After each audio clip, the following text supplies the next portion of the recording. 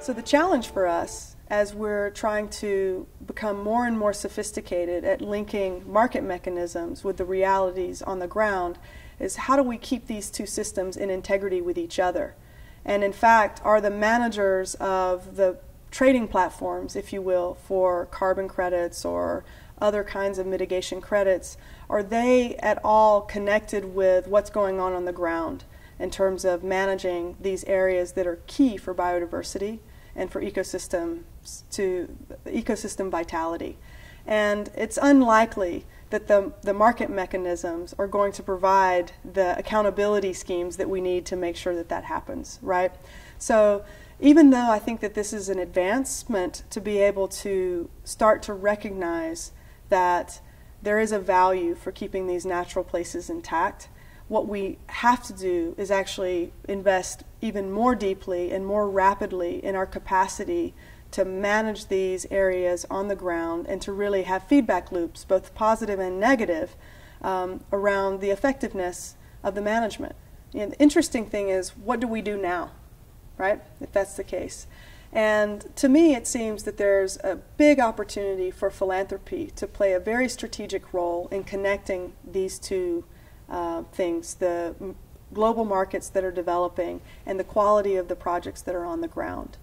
And so, you know, what we really have to recognize is that the whole intention was to create a mechanism that would actually sustain ecosystems. And we have to continue to lean into that to get the positive and negative feedback loops to understand whether these ecosystems are thriving and to really be there as the pressures change over time to understand what other mitigations do we need to take in order to boost the probability the ecosystems will survive. That's very different than mitigations or offsets around pollution or what's sometimes called brown issues. What I'm talking about is looking at the health of the ecosystem and philanthropy being engaged in helping to augment and to fill the gaps sometimes that may be there from the funding that comes from the larger marketplace. Well, certainly in times of transition, philanthropy is a unique source of capital that can help us to connect the kind of coldness of markets to the realities on the ground. Hopefully, over time, we will develop the infrastructure and the mechanisms for monitoring these projects and understanding their effectiveness on their own so that the payment system will actually pay for the monitoring cost as well. But I think where we are today, we absolutely need philanthropy to play that role, to continue to help create the capacity to connect these two things, the monitoring systems, also even further understanding what other kinds of information do we need to help us manage the area effectively. If the projects are not designed to consider all of the complexities, as we learn that, philanthropy can play a key role in mitigating some of the things that we didn't know when we set them up. But what is going to be the most helpful is that if we allocate philanthropic capital in the most strategic places.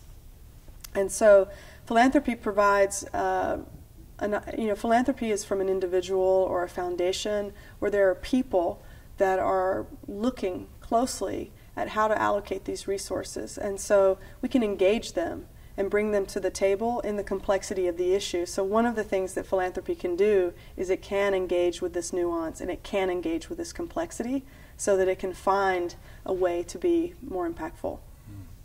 Right now, we're at a critical moment. The need for resources is increasing and the pressure on those resources is increasing.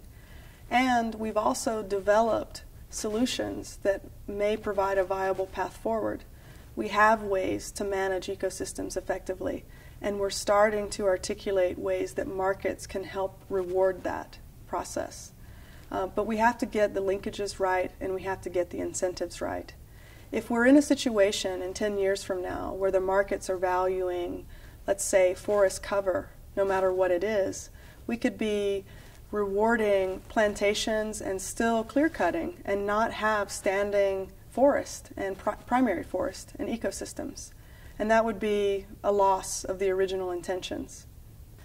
Yeah, I think there's a lot at stake.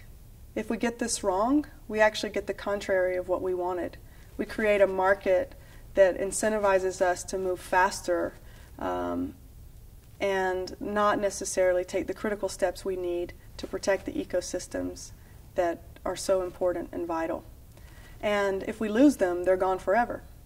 And that's the really big difference.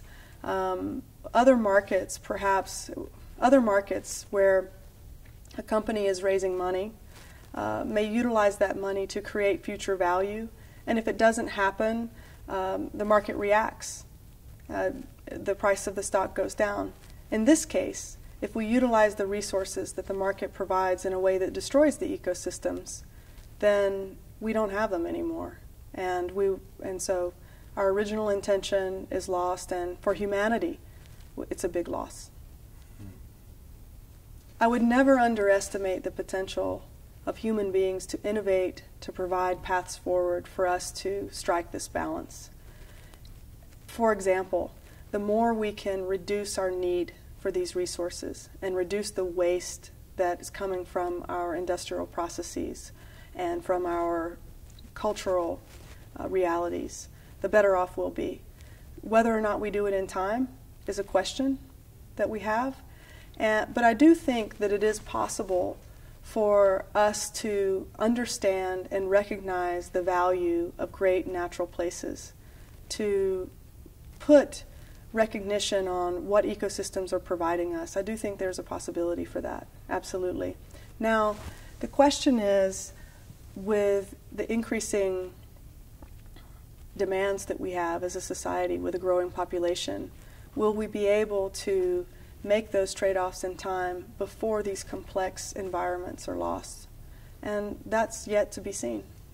There are a variety of different projections in terms of how fast we could lose important places given our current behavior.